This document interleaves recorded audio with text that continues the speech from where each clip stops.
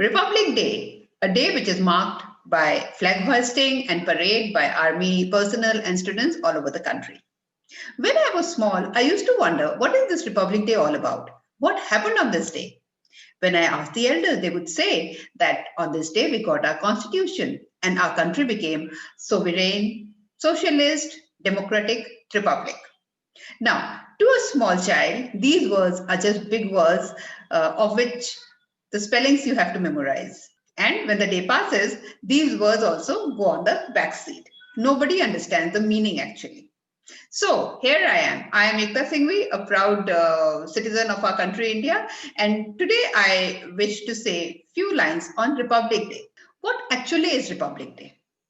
So, my dear children, when the British decided to leave India, this was around 1945-46 after the Second World War, when they suffered a lot of casualty. And also during that time, Indian nationalism, the nationalistic spirit was in its full bloom. The national leaders, they had worked ceaselessly and aroused the conscience of India like never before. The British finally realized that it is not possible for them to rule India anymore, and so they decided to leave. But how would they leave? Whom will they hand over the power?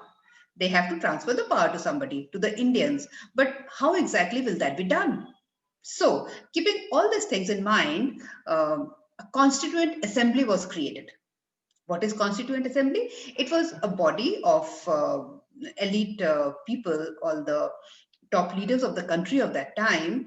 They joined together and formed a body which was known as Constituent Assembly. And this body was given the charge of writing the Constitution.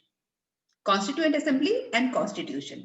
Constituent Assembly is the body which will make the Constitution. Constitution is the written document which has all these set of rules and regulations how a country should run.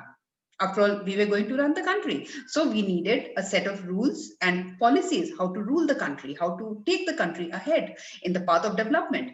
And for all those things, we needed a very strong constitution. So this is the Constituent Assembly, the first meeting of the Constituent Assembly, and it took place on the 9th of December 1946. This was the first time when the members of Constituent Assembly, they were all the top leaders of the country of that time, like Jawaharlal Nehru, then Dr. Rajendra Prasad, Sarojini Naidu, Vijay Lakshmi Pandit, then Abul Kalam Azad, our very own recent president, Dr. Abul Kalam Azad, he is also sitting somewhere in this hall. So they are all deciding how the constitution should be written, what all should be there in the constitution. So with a set of, with many meetings like this, in a span of 2 years, constitution was developed. As you all know, you must remember this building. This is our parliament, isn't it? Now, this parliament, this building was was constructed in 1927 by the British. They used it for their own purpose of ruling. And after that, this building was taken over by the Constituent Assembly. As you saw the inside of the building just now, the meeting was going on.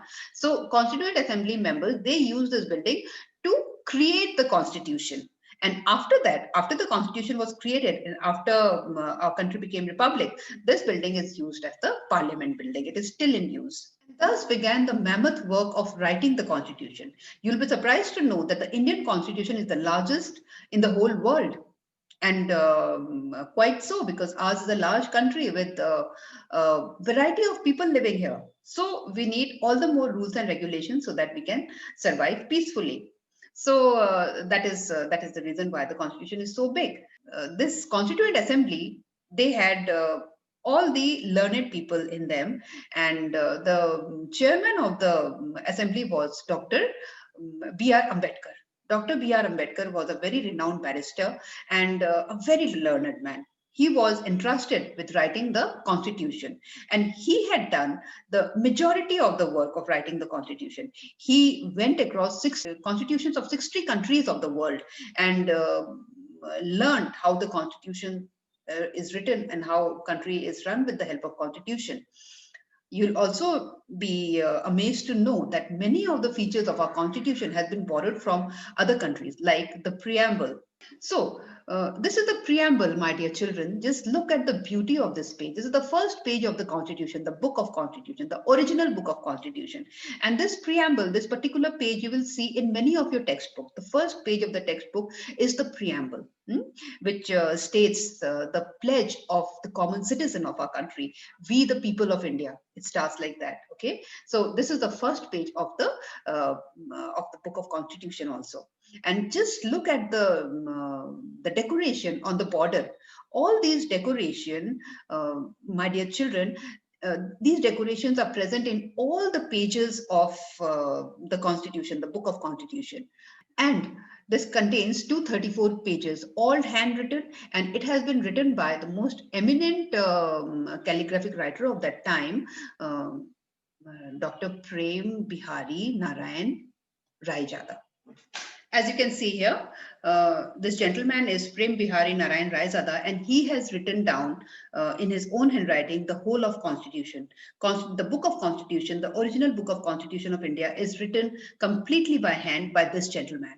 He was the top calligraphic writer of that time. Many parts of our Constitution are borrowed from other countries, like the preamble, which I just showed. It was borrowed from the US. Then the words like liberty, fraternity, equality, these are inspired from French Revolution. So, my dear children, the Constitution, like when we do something, we take idea from somewhere, isn't it? When you do a drawing, a painting, you take idea from somewhere. So also Constitution, it was such a huge work that we needed idea. And learned men like Dr. B.R. Ambedkar, he did massive work of studying the Constitution of almost the whole world to make a good one for ourselves. So here also you can see his beautiful handwriting, and also the decoration that has been done on the border. Just look at the beautiful drawing that has been done on the border. So all these are handwork. The creators of our Constitution, they kept in mind the past history of our country, the experience our country had faced in the couple of centuries down the line, and also the future they want our country to usher into. Keeping all these things in mind, the Constitution was written. It took more than 2 years to jot down all the policies, all the rules into the Constitution, the book of Constitution. The beautiful points of our Constitution, like equality, freedom of expression, individual freedom, freedom of press, adult franchisee, all these things have been taken care of in our Constitution. Creators of the Constitution of our country have kept in mind the wide variety of people who live together in the country and how they can coexist peacefully. They have jotted down all those points in the Constitution. As you can see here, the original Constitution is kept in the library of the Parliament of India in this special case, which is filled with helium. Helium, as you know, it's an inert gas. It's a non-reactive gas. So things are preserved quite well in helium, and such an arrangement has been made. Also here we can see two copies of the Constitution, isn't it? These two copies are two exact copies, one written in Hindi and one in English. So you can imagine what volume of work has gone into making this Constitution.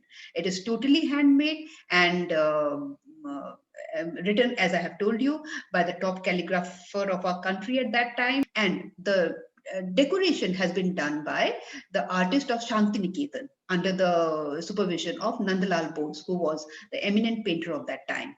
This, my dear children, this is the top cover of the Constitution, and it is all done in gold. Just look at the decoration. These decoration, it's inspired by Ajanta mural. Okay, this is known as murals. This kind of art is known as murals. So, and it's made up of pure gold. Constitution is the most powerful entity in the country. It is above the Supreme Court. It is above the Parliament, above the Prime Minister, President, above everybody in the country. It is the topmost entity of the country.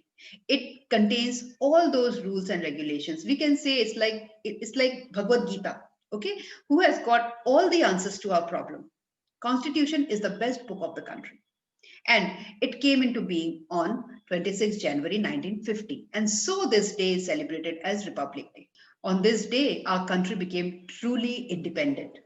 When we got independent on 15th August 1947, at that time, India was known as Dominion of India. It was still under the monarchy. King George VI was the monarch of India at that time, because we had not made our constitution till then. It took 2 years, more than 2 years, to jot down the constitution. So those 2 years, India was still under the British, though it was ruling on its own, but still it was known to be under the British Empire.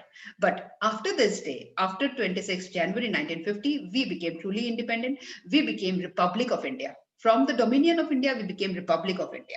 And we became sovereign, socialist, democratic republic.